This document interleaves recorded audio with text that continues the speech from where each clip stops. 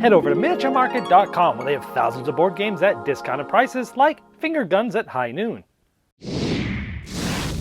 Hello my friends, it's the Game Boy Geek here. The sun is rising, and as it gets up to the top there, it's going to be close to noon, and at high noon there's going to be a draw. Outside in the Wild West, right in front of the saloon, today we're taking a look at Finger Guns at High Noon. This is from Indie Boards and Cards. It is a party game for 3 to 8 players.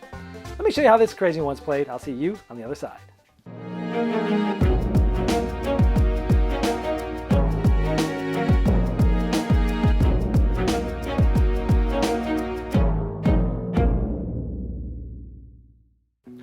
Finger Guns at High Noon is a party game for 3 to 8 players where each player is going to be a Wild West figure and you have health and you're trying to do different finger gestures to sometimes match other people, sometimes not, and try to hit other people's health down. You're trying to be one of the last survivors to win.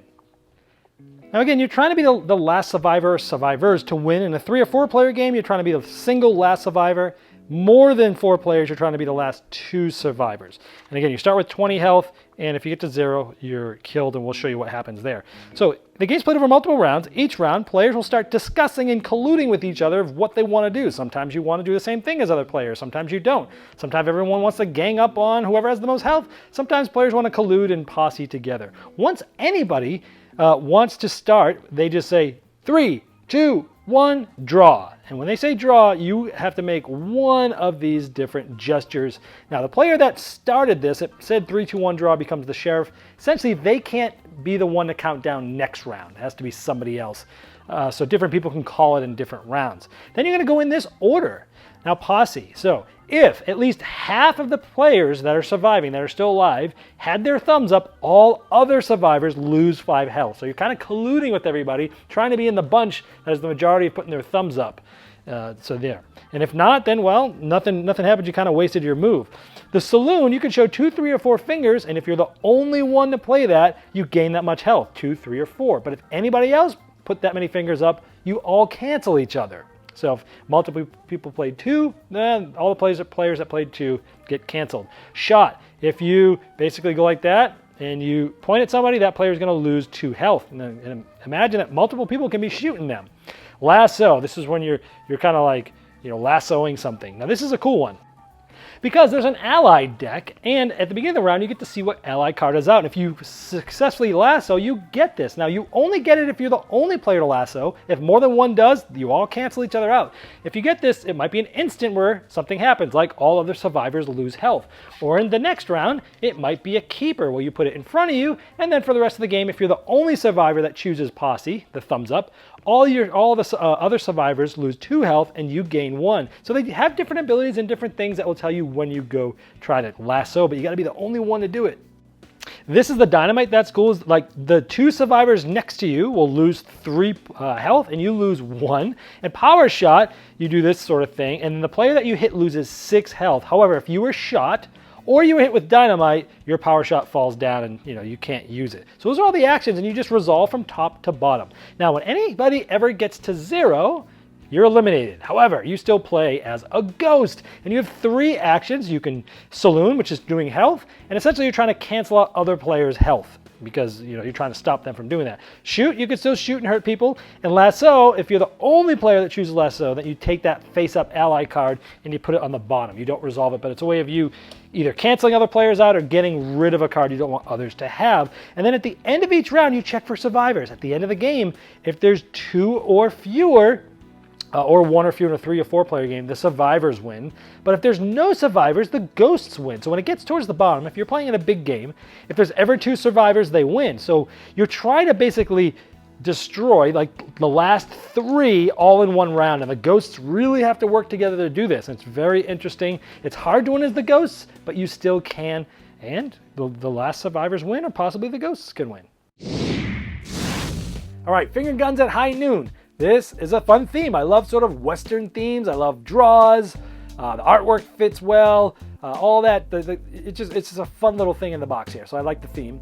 This, for me, is a cross between 2 party games. Dead Last, which is like a social collusion game from Smirk and Dagger, which is absolutely a ton of fun, and Cash and Guns 2nd edition, which is sort of like, hey, let's point foam guns at each other and see who's going to hit, and a little bit of bluffing and this and that. So it's sort of like a social collusion party game, and it mixes those two games together, both games that I love, and it puts it down into like a quick 15-minute game, which is really cool.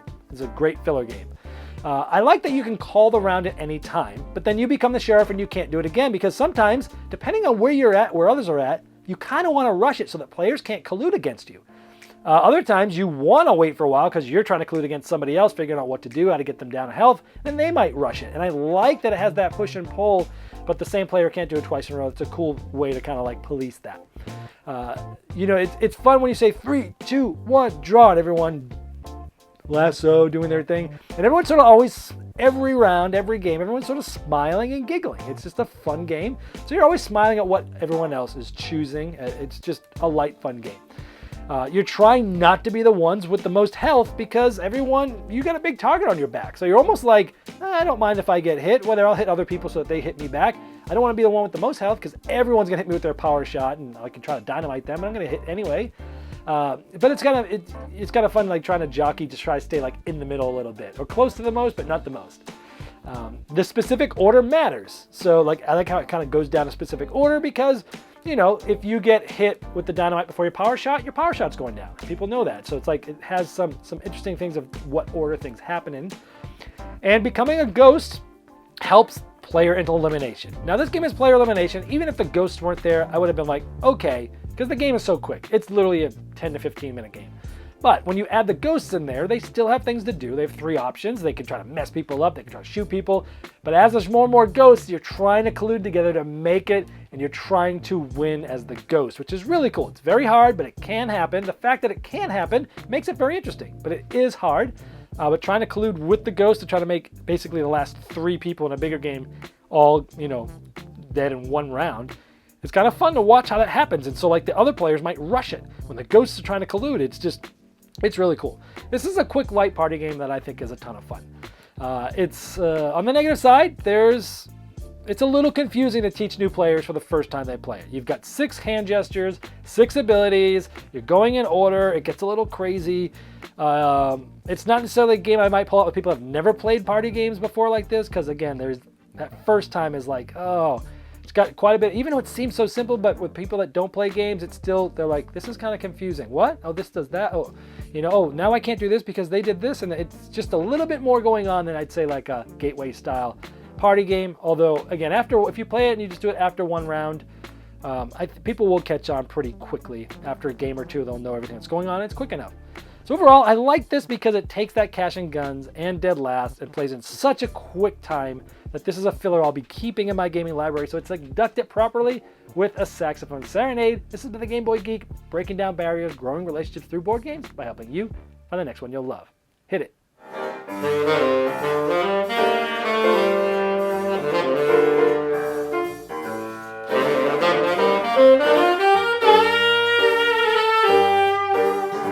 Did you miss the Game Topper 2.0 Kickstarter? Have no fear, it's not too late to get in on the ultimate gaming accessory.